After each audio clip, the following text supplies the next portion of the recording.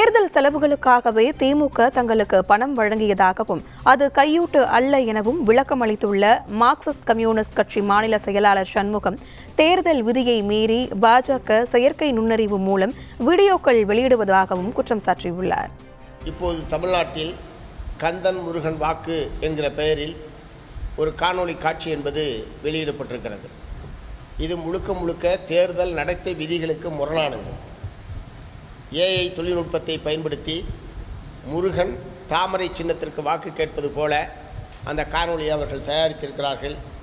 அந்த காணொளியை யார் தயாரித்து வெளியிட்டிருந்தாலும் உடனடியாக அவர்கள் மீது தேர்தல் நடத்தை விதி அடிப்படையில் நடவடிக்கை எடுக்க வேண்டும் என்று மார்க்சிஸ்ட் கம்யூனிஸ்ட் கட்சியின் சார்பில் வற்புறுத்துகிறோம்.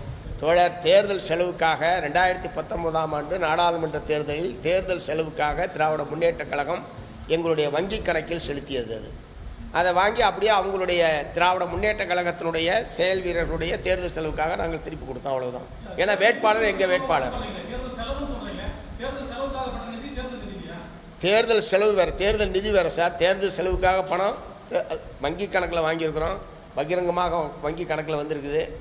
நாங்கள் வங்கி கணக்கில் வாங்கி தேர்தல் வரவு செலவு காமிச்சு எங்களை இத்தனை கேள்வி கேட்குறீங்க. இது மாதிரி வெளியே வராமல் இருக்குது. அதை பற்றி ஏன் கேள்வி கேட்க மாட்டேன்றீங்க?